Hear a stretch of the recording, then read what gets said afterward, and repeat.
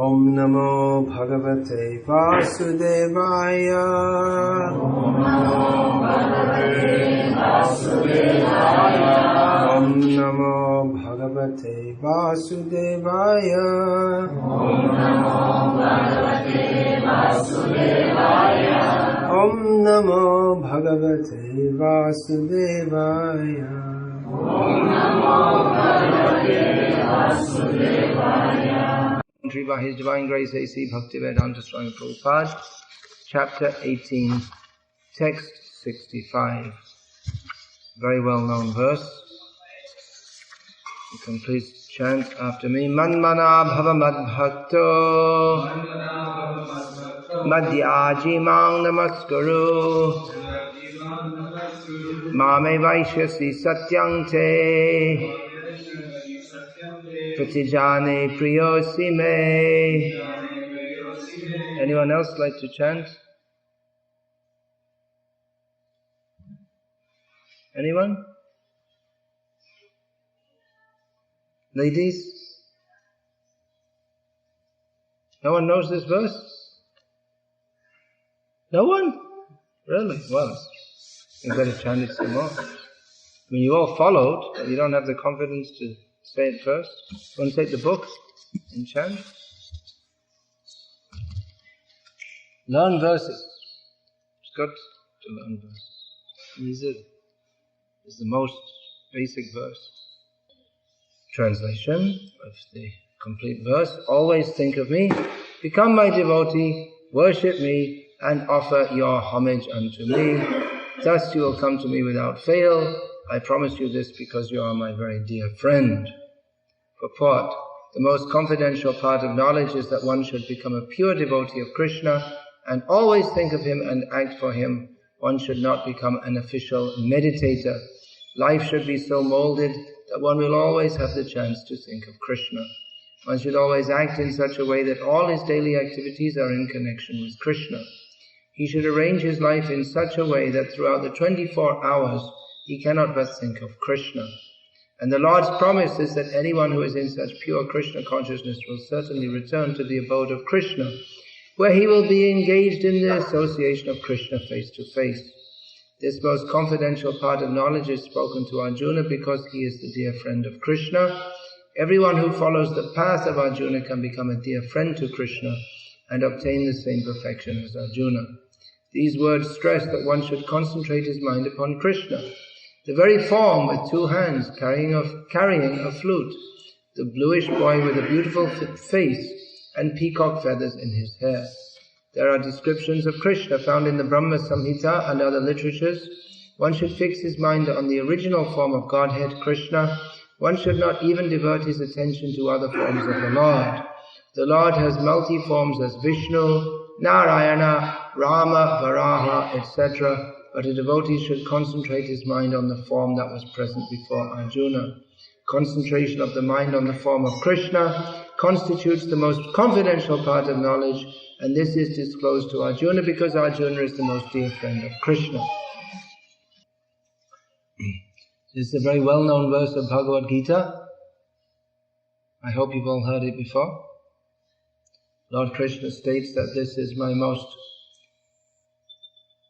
beneficial advice in the whole of Bhagavad-gita. All of Bhagavad-gita is meant for our benefit, and Lord Krishna says that this is for the topmost benefit of Arjuna and for everyone. To always think of Krishna, to be his pure devotee, to completely surrender to him, to always be absorbed in thought of Krishna. This is the ultimate goal of life. We are all conditioned souls, that's why we're in this material world.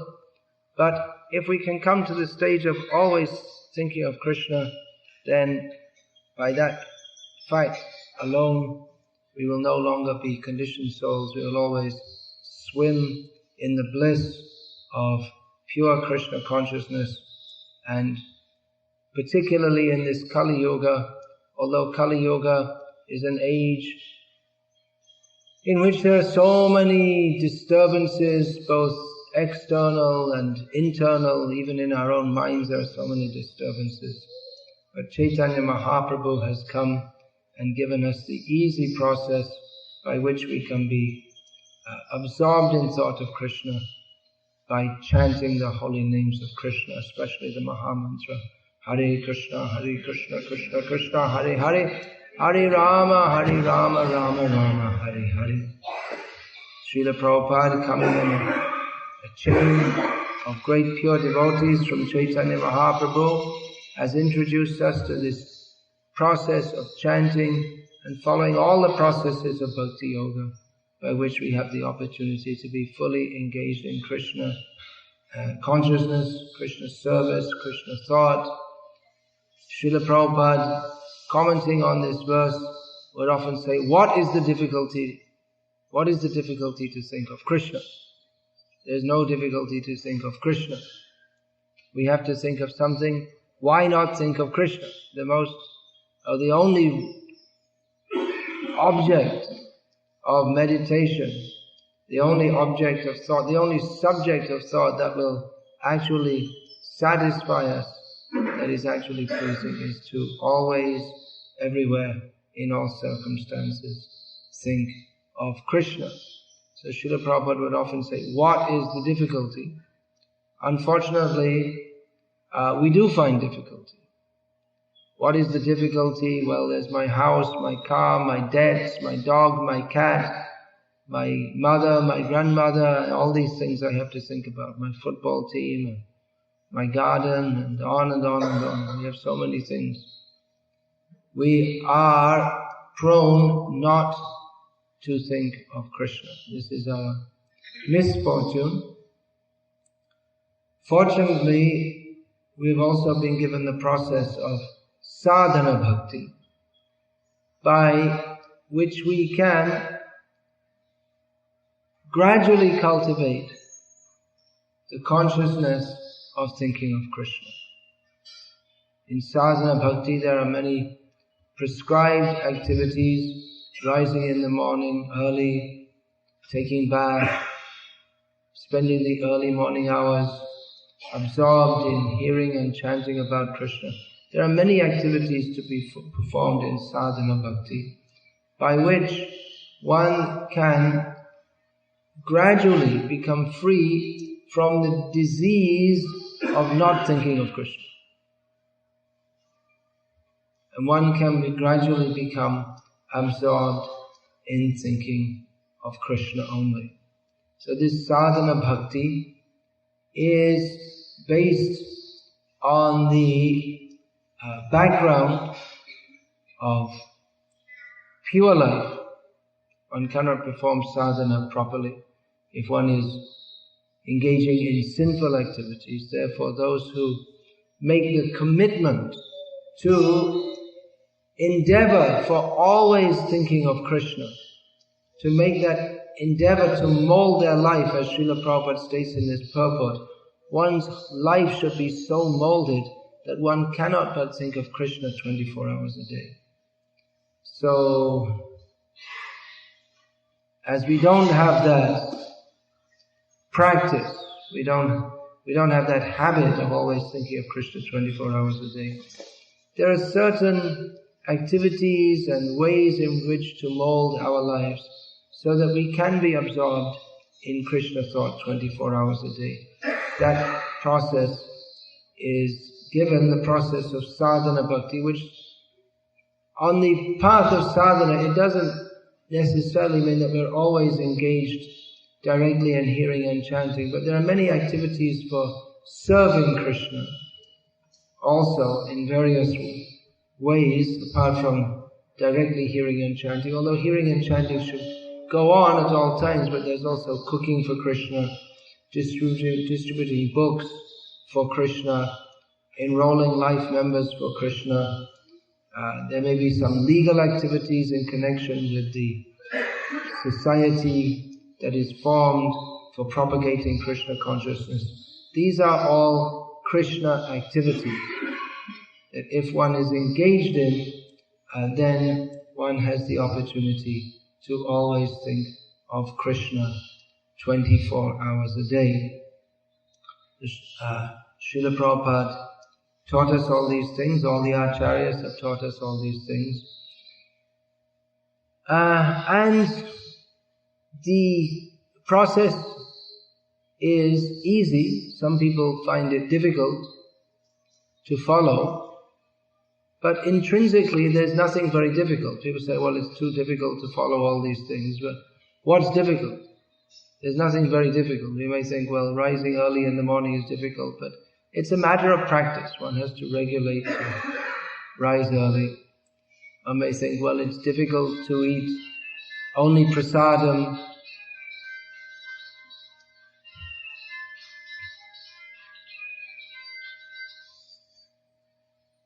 But it's not difficult. You just make a vow and you only take prasadam. That's all. There's no intrinsic difficulty in any of these activities. It's a matter of having the determination to do so. Nevertheless, we find that despite being given this process in which there's nothing really very difficult, many people who take to this process, they don't stick to it, or they don't stick to it very strongly, or despite practicing for some time, they find that they're not getting the result they expected. They thought, well, I'll chant Hare Krishna for 3 or 4 weeks, or maybe 3 or 4 months, or maybe 3 or 4 years, and then I should be completely pure, and I won't have any more material desires, and that's it. Quick and easy. But we find that often it's not so easy.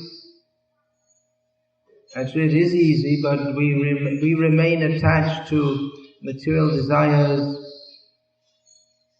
material attachments, habits.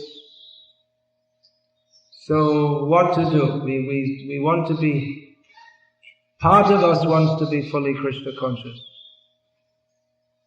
and part of us remains attached with various material attachments.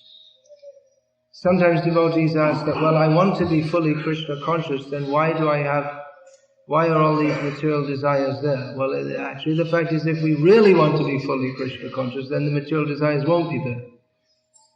When people ask me this, I often ask, well, you answer this question yourself. You yourself give the answer. You ask why the material desires are there. You're asking me. Ask yourself. Why are you holding? It's our own desire to hold on. We say, no, I don't want. If we really don't want, then we really wouldn't hold on to our material attachments. So it appears to be like a struggle. The material attachments appear to be very strong. At the same time, we're endeavoring to become Krishna conscious, following the process of sadhana. But one way to overcome this problem, that I want to be a pure devotee of Krishna, I want to think always of Krishna's leelas with the gopis and all this business of sense control and understanding Bhagavad-gita. I've been through all that. Now I want to come to a higher level. So one way to do that is to pretend that I'm on a higher level.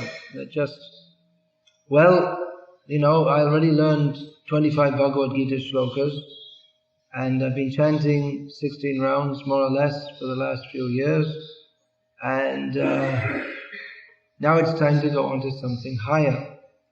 So that's one way of doing it, and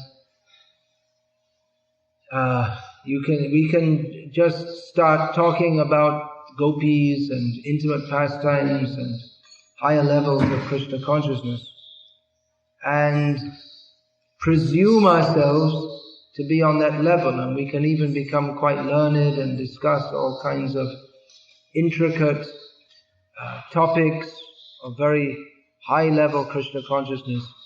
However, that doing that, you just can't take a rod and ram down the doors of Vaikuntha and go charging in by force.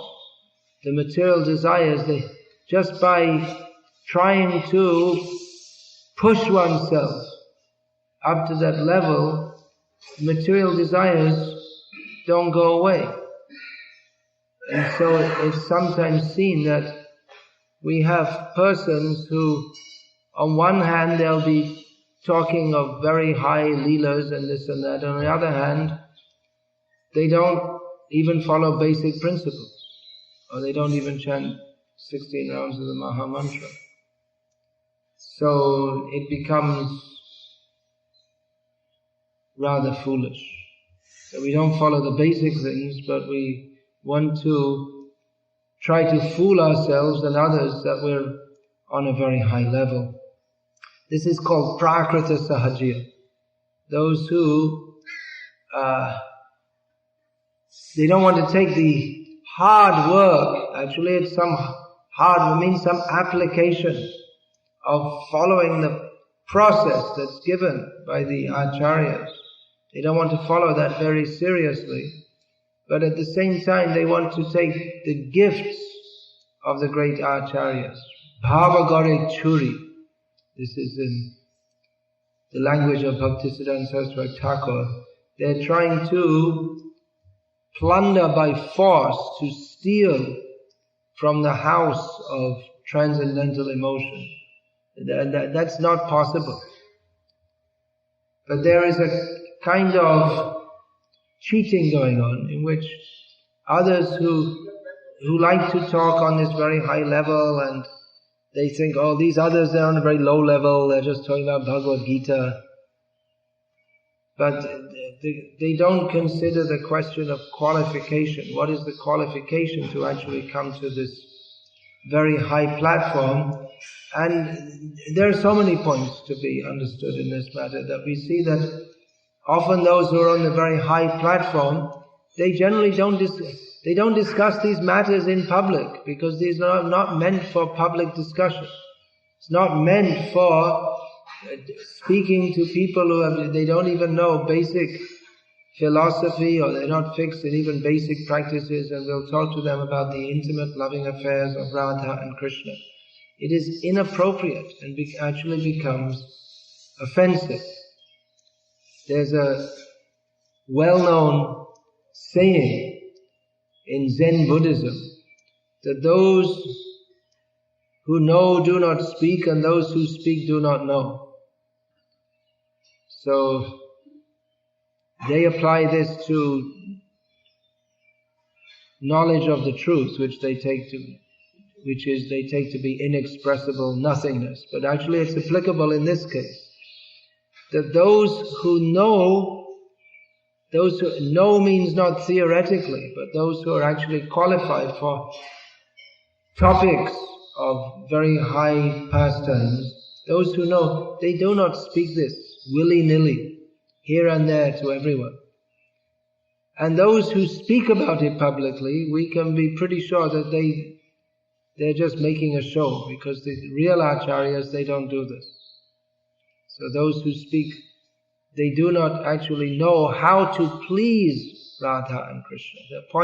The whole point is how to please Radha and Krishna, and that can be done by training people appropriate to their level of realization, so that they can gradually advance in Krishna consciousness.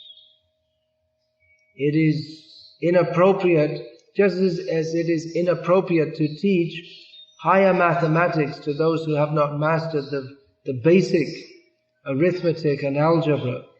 So, in the same way, it is inappropriate to attempt to teach topics of the transcendental loving affairs of Radha and Krishna to persons who are still attracted to the mundane, perverted reflection, loving affairs of this material world, who have not controlled their senses, who are still struggling to control their senses. That is certainly the goal, to come to this platform, but that has to be proceeded toward in a gradual manner. And you may say, well, I've already been chanting 30 years. All right, go on chanting. It's never a matter of ramrodding down the gates. It's that place can be achieved only by mercy of higher devotees. But how that mercy is received, that also has to be received appropriate to one's level of realization. These are the teachings that we receive, particularly from our recent acharyas, Srila Bhaktivinoda Thakur, Srila Gaurkishore Das Babaji Maharaj, Srila Bhaktisiddhanta Saraswati Thakur, and our own Srila Prabhupada, who had to contend with this inappropriate, self-advertised Maha-Bhagavats, or topmost devotees. So, Rupa Goswami's prescription, Utsaha Nisya Dharya, be enthusiastic to attain the goal. But that enthusiasm has to be backed with determination and patience. That is real enthusiasm. Enthusiasm doesn't necessarily mean to jump up and down and make a big show. A monkey is very enthusiastic, but a monkey doesn't make spiritual advancement. The enthusiasm of the monkey is on the platform of Rajagun, or the mode of passion. The enthusiasm of the monkey never leads to anything constructive, only destructive. So real enthusiasm is that which is sustained by determination and patience. Not that we find someone may be very enthusiastic for a short time and then they don't get what they want very quickly and then they give it up. And they become totally disappointed. That means they never had real faith in or understanding of the goal. They were never really very serious or sincere. Shooting star. They looks very good for a short time, but they don't remain. So that's why one has to take up very seriously this process of sadhana bhakti. Hearing, chanting about, serving with dedication, nischaya, with a firm vow to follow very seriously. And with patience. Patience means that patience is based on the faith that if I follow this process, then gradually I can become purified and make advancement, and Krishna and his devotees will help me. It is not my right to demand that I'm already chanting so many years and now you must immediately, why don't you surrender why don't you do what I say and give me Krishna Prem? But Krishna Prem it's not something that can be demanded. We have to surrender to Krishna. We cannot demand that he will surrender to our desire. Krishna certainly will reciprocate with our desire if our desire is pure. But we actually have to become free of all material desires. That is the prerequisite for entering into the kingdom of God. Of course, by hearing about Krishna, we become purified. So that's also there. It's not that we are dry yogis who simply talk about sense control. But by hearing about Krishna and being engaged in activities of service to Krishna, then our minds become gradually attracted to Krishna. And by being attracted to Krishna, then rasavarjang rasopyasya parang drishva nivartate, the lower attachments automatically are overcome when we have a higher level of attachment. Everything has to be taken in a manner given to us by our acharyas who have given us this process of sadhana bhakti to follow. Actually, we should just, as Krishna tells Arjuna, we should just think of Krishna. But we don't. automatically we don't think of Krishna. So therefore we have to follow this process of sadhana bhakti. Then again the question may come, well, even many people have taken up sadhana bhakti very seriously, but for some reason or other they're falling away, or they're not practicing as seriously as they used to. They're not even able to come to the highest level. We have to adopt the gradual process. But to come, that gradual process is one of sadhana bhakti. But then it seems that even people have difficulty following that. Then what should we do? Then just forget the whole thing and just, okay, never mind. Should we think it's impossible? Well, there are various responses to this. Seeing that this world is a very difficult place at the present time, which is difficult maybe for those who had a vision of the progress of human society to imagine that how by making so many arrangements to remove difficulties, they have made life so difficult. Just like here in this part of the world, the climate is very difficult. So, to cope with that, previously people would chop wood and store it, and then every day they'd have to chop the larger pieces into smaller pieces, clean out the fire, put in new firewood, stoke it up again. And you have to heat any warm water you want to heat water. Generally they wouldn't take baths very often. It's a big endeavor to take baths. So it's in many ways a difficult life. So in modern society these difficulties have to a large extent been removed, and the climate is still difficult. But now you can just with a flip of a switch have warmed room, or even you don't have to do that. It's automatically controlled to be kept at an equable temperature. So many arrangements are there. Instead of having to grow your food, you can just go to the store and buy it. Or not even, you can just go and eat, and you don't even have to get out of your car. You can have drive-in McDonald's. So there are so many arrangements to remove the difficulties, yet somehow or other people are suffering more than at any other time in history. The physical difficulties have to a large extent been removed, but people are suffering. It's a very difficult age, and there are so many social problems, people are suffering psychological problems, and to get all these different things, there's great economic pressure, there's economic problems, or even if you're earning money, you have to accept so much stress in your work to get that money.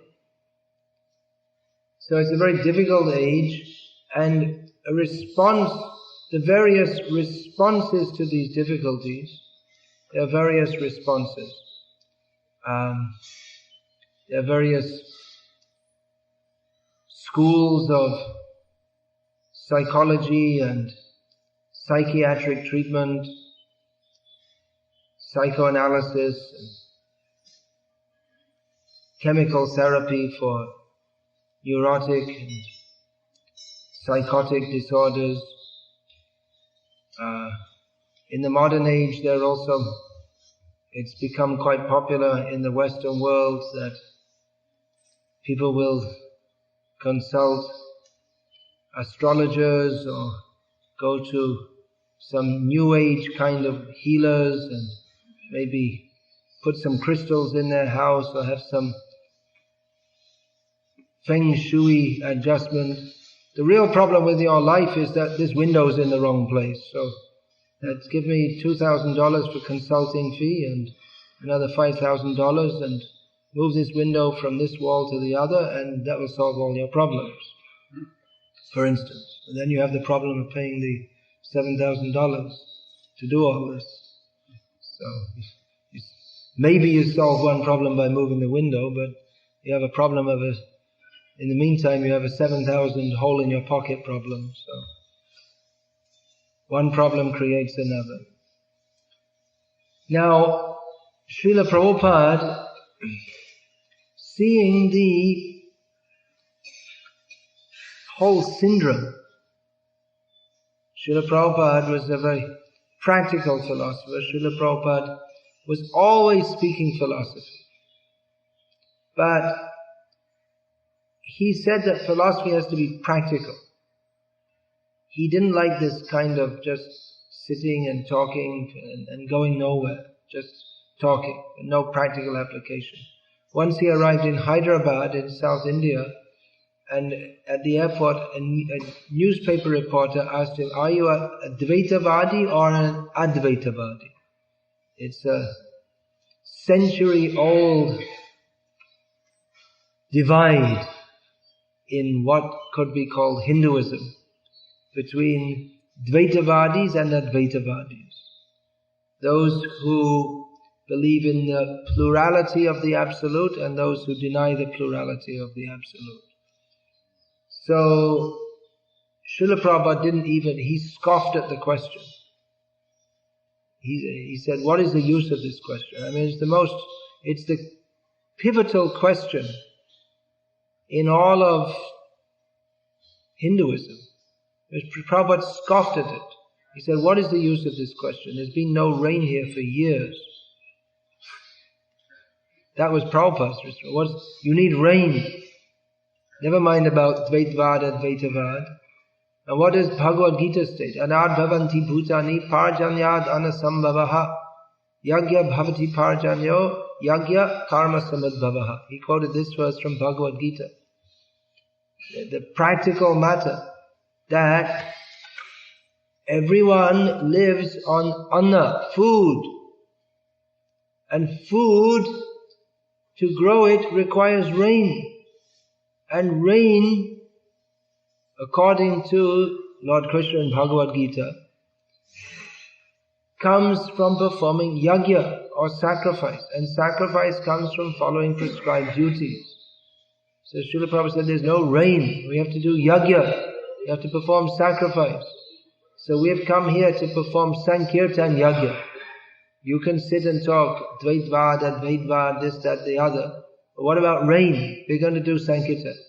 The day after Prabhupada arrived with his disciples, they were going out in the hot, dry streets of Hyderabad and chanting the holy names of Krishna. Within 2 days there was rain for the first time in 2 years. So that was Prabhupada's practical philosophy. So Srila Prabhupada was very practical. When he first came to the West, he spoke very simple philosophy, had a lot of first of all, before Prabhupada, he was preaching, but before he embarked on starting a movement or any such thing, but he was looking to see what is the situation, how people are, trying to understand culturally where they're at. And he was preaching. He came to New York City, and anyway, eventually his society was formed. He was speaking simple philosophy, having a lot of kirtan, distributing prasadam, and gradually teaching the people who came to him about Krishna consciousness. And he presented. He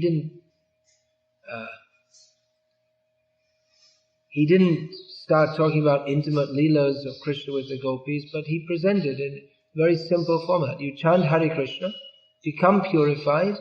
It's very simple and easy. It's bliss. And actually it is. But then Srila Prabhupada after some time saw that even people, they took up Krishna, even if they took up Krishna consciousness very seriously, and they came to the point of presenting themselves for initiation. I want to be initiated. I want to be your disciple. I want to follow these 4 regulated principles. No meat eating, no gambling, no illicit sex, no intoxication. They would follow these rules and then submit themselves for an initiation, chanting minimum 16 rounds of the Hare Krishna mantra. Prabhupada would give initiation, but even after practicing for some time and taking the vow to follow, again they would fall down. And this didn't happen once or twice, but happened repeatedly.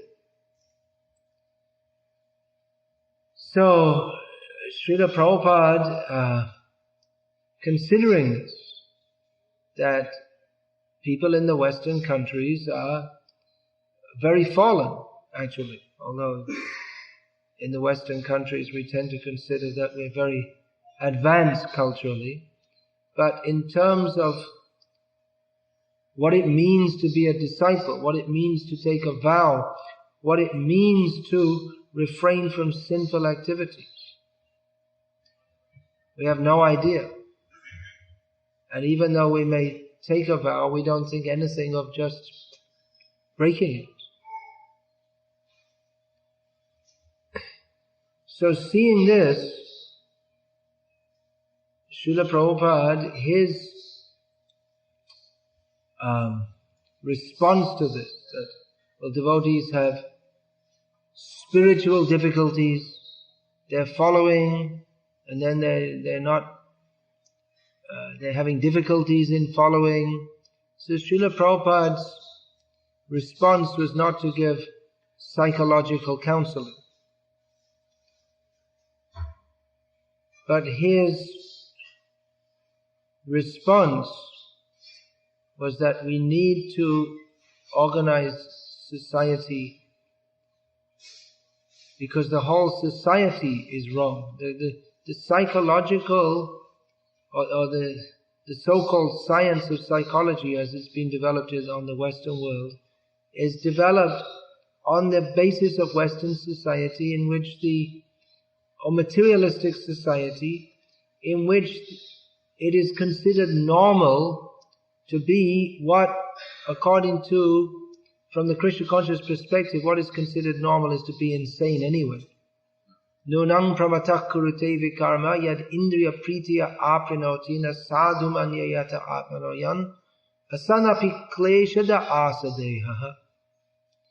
According to the Srimad Bhagavatam, one is insane if he endeavors for sense gratification, because that leads to rebirth and concomitant suffering. So basically, anyone who, specifically if they perform sinful activities which cause us to suffer greatly, they're insane. But the whole modern Western society is based on sinful activities. So to be normal according to Western society is, according to the version of Srimad Bhagavatam, to be insane. So the psychological counseling of how to be normal in the materialistic sense is how to be insane in the version of Srimad Bhagavatam. So, seeing this, Srila Prabhupada, he wanted to introduce that cultural net or that cultural backup with this term which Srila Prabhupada spoke of a lot and Srimad Bhagavatam speaks of, but which somehow or other in ISKCON at the present time seems to become a dirty word. Srila Prabhupada wanted to introduce Varnasrama Dharma, which helps people to act in accordance with their present conditioning, following cultural guidelines that help to foster Krishna consciousness.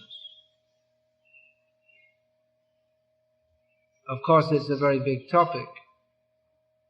Srila Prabhupada, he saw that the modern society is so much antithetical to Krishna consciousness that he conceived of a plan whereby instead of trying to practice Krishna consciousness in an atmosphere which is not at all conducive to Krishna consciousness, that better devotees have their own communities and live according to traditional guidelines, traditional means according to Shastra, in a manner that we can become gradually purified.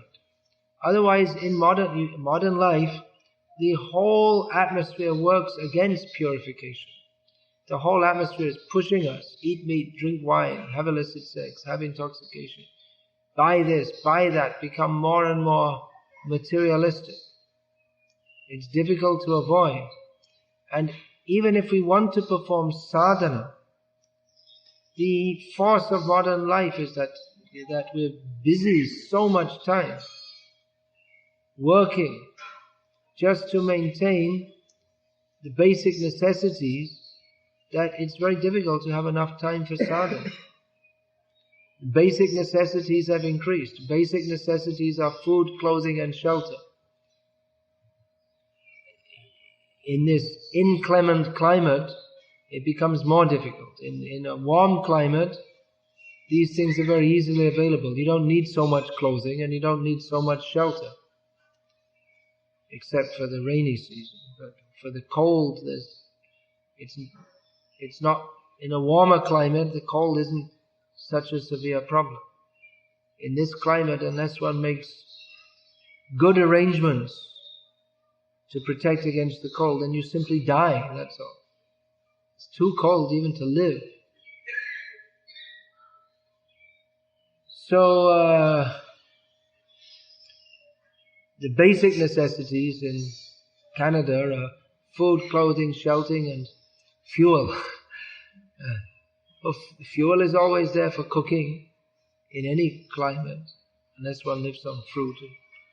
But fuel for keeping warm, heating water, all these things. And then the shelter also has to be a very solid shelter to protect against the cold.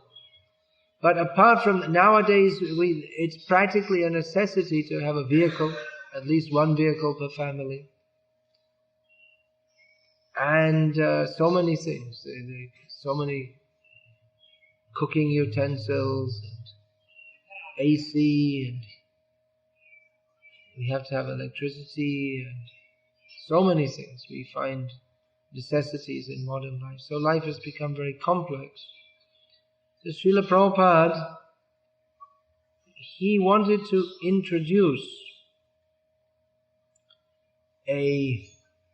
what is actually a highly revolutionary plan, that people live a different kind of life.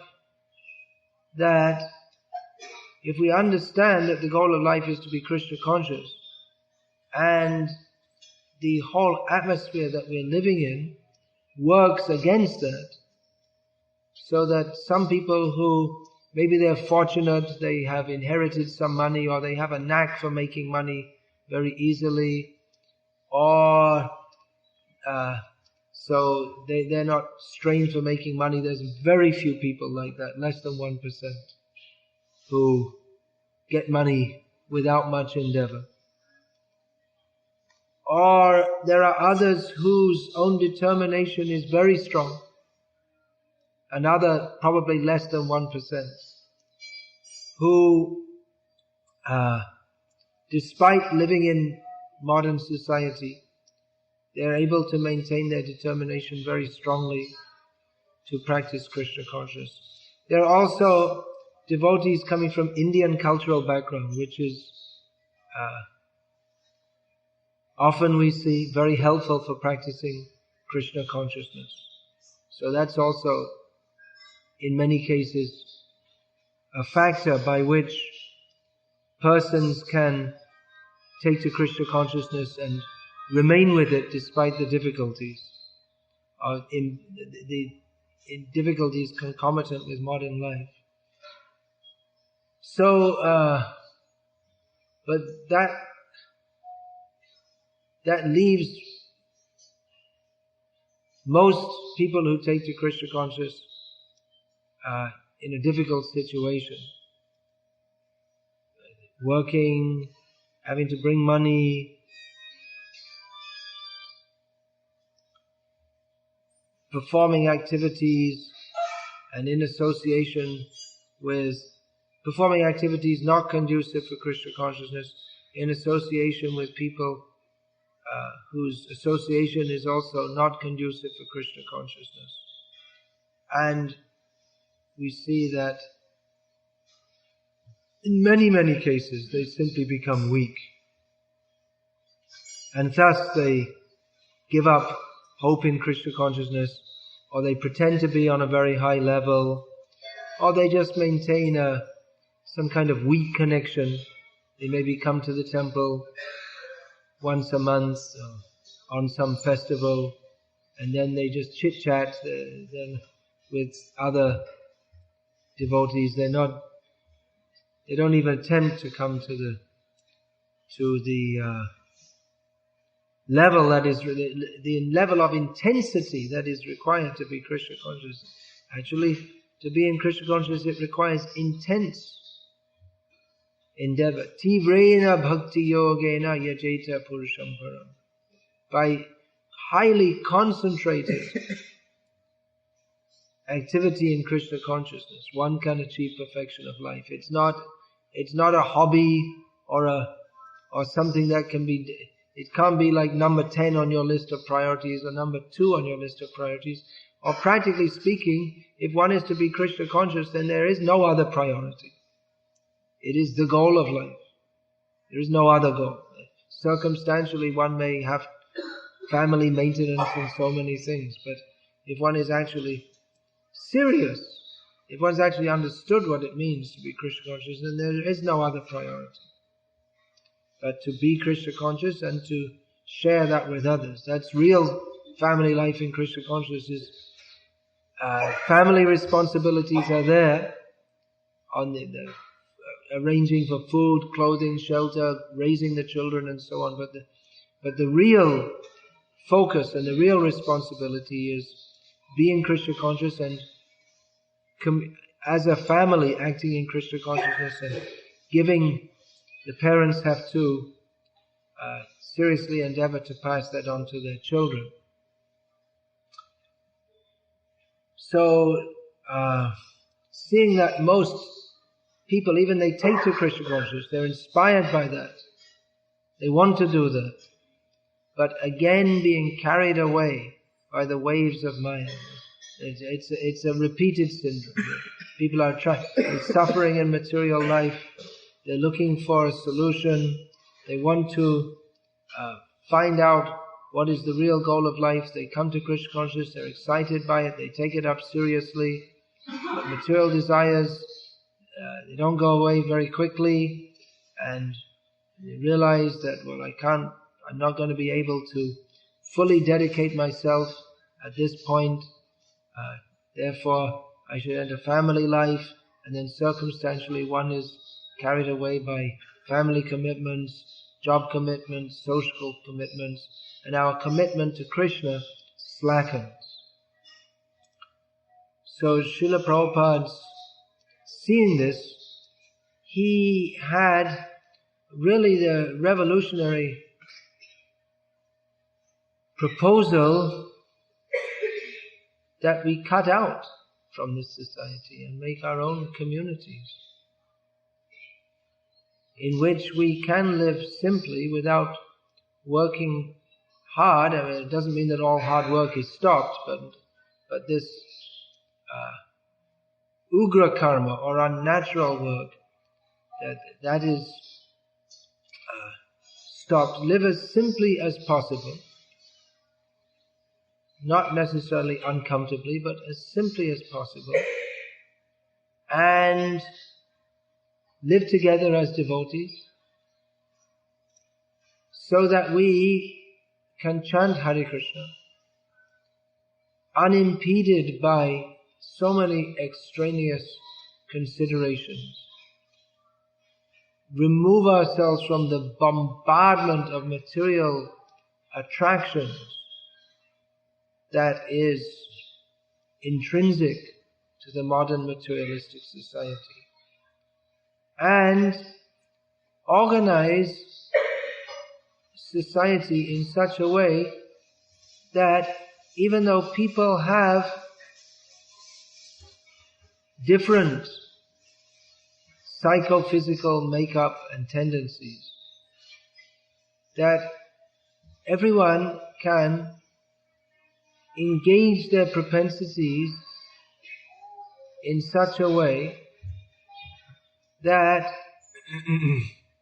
those propensities can be engaged in Krishna's service. Svai svai karma nibhirata samsitin lavate naraha. As Lord Krishna states in Bhagavad-gita, that everyone can work in the manner prescribed for them, and in this way attain the perfection of life, which is manmana bhavamad bhakto madhyaji mang namaskaru mame vaishyasi satyang te pratijane priyosime.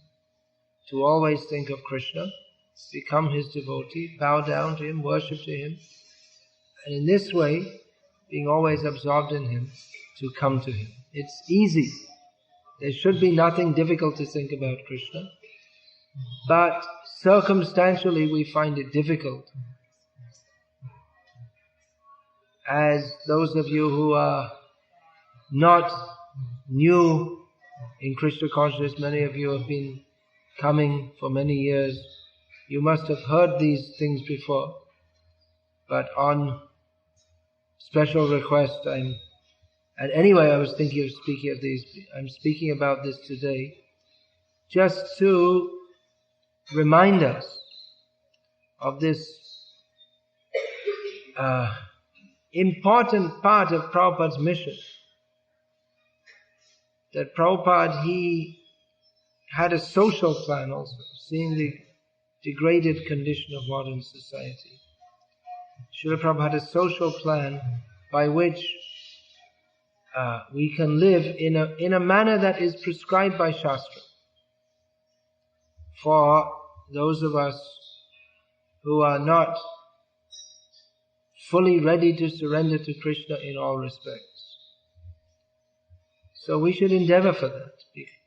There's no solution from materialistic people. They themselves are confused, whether it's New Age crystal ball gazing or whether it's some kind of so-called psychology or whatever it may be. The materialistic people, they don't know what the goal of life is, let alone how to attain it. What they consider normal is sinful. So, better to take guidance from Shastra, as given by our Acharya, Srila Prabhupada. It's relatively easy to go along with the modern society. It's easy to swim with the current. But the thing is that current is going nowhere near Krishna. That current is carrying us away from Krishna. So it's relatively easy to go with that current, but the result is inauspicious. So it is a great responsibility of the followers of Srila Prabhupada to endeavor to set up communities in which people can live simply and think of Krishna. So that's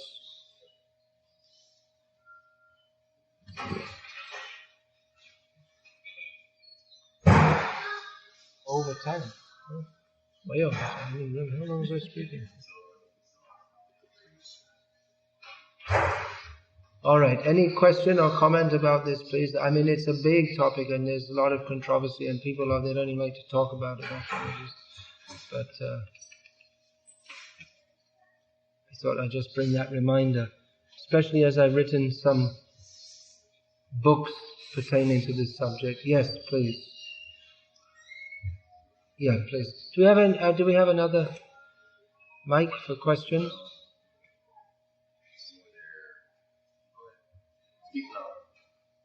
Who's speaking? Yourself? Yeah. Well, you can speak. You don't have to strain your voice. Just speak and I'll repeat the question. Expounding the responsibility of There you are. There it is. Problem solved. Very well. Okay.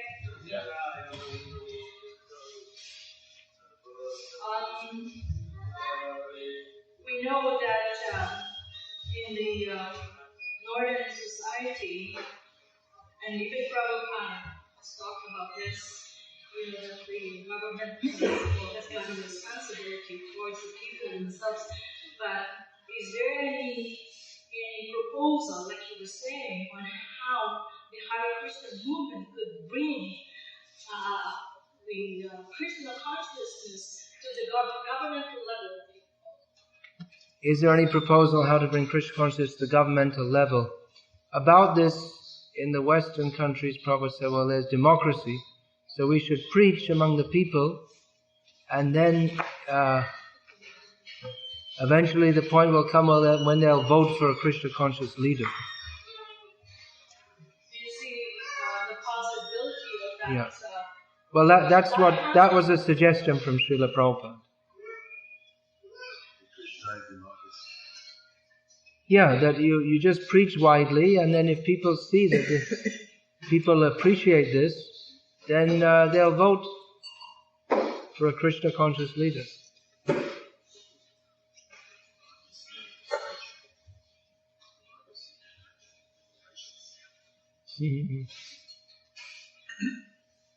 Obviously, it's a revolutionary program, and it's not going to happen overnight, but it can happen. Why not? No one thought it was possible that Krishna consciousness could even be preached in the Western world, but it is. So now it's a step further. Yeah, Prabhupada had very big plans that the whole world should become Krishna conscious, but yeah.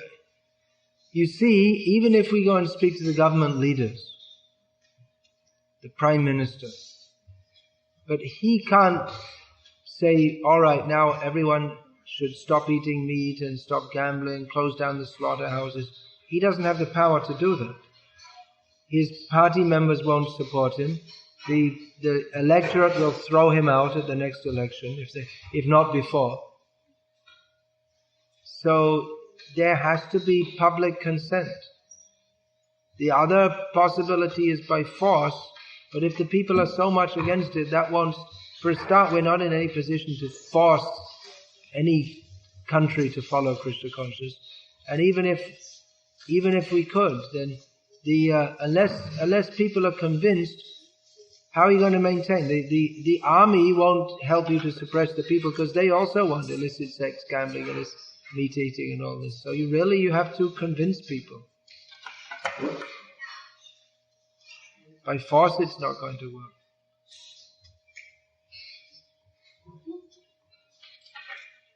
But there is good scope at the present time, because many people are they're seeing that modern civilization is a failure. Prabhupada was saying this in the 1960s and 70s. At that time, hardly anyone was ready to listen. But now many people they realize that. I mean, even the members of the academia, who are more or less paid lackeys of they're members of the establishment. Their job is to uphold the establishment. But they realize it's a failure. It's a modern society. The dream of modern society has failed. It's on all fronts. Now people are very concerned ecologically, but economically it's a flop. I mean, a few people are so-called doing well, but most of the world is living in poverty, and then psychologically it's a flop, and socially it's a flop, because What kind of civilization is it where you can't trust anyone? There's terrorism everywhere and rampant, there's crime everywhere.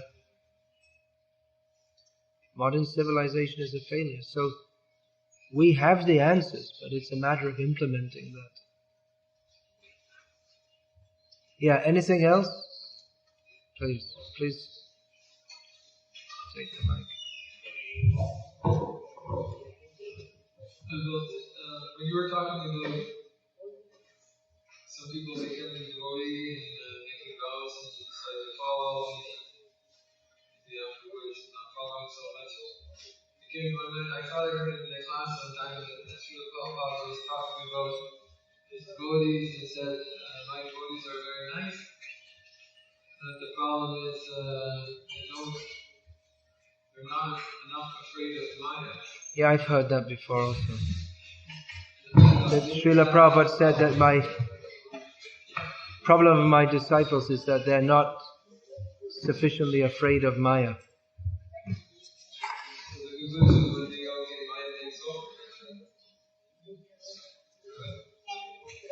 Maya takes over. Yeah, well, if you're not afraid of... Yeah, Maya's running this material world.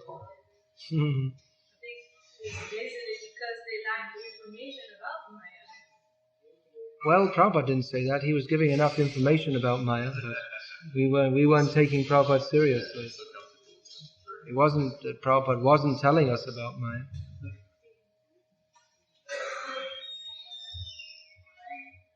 All right, you want to introduce these books?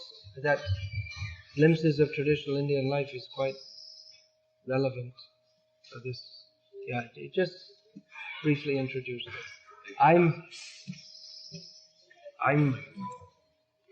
It's a group effort addressing how the Krishna consciousness movement should be spread and nourished throughout the world. It's a group effort, and on Prabhupada's order, my attempt at making some contribution to this is by writing books. So I've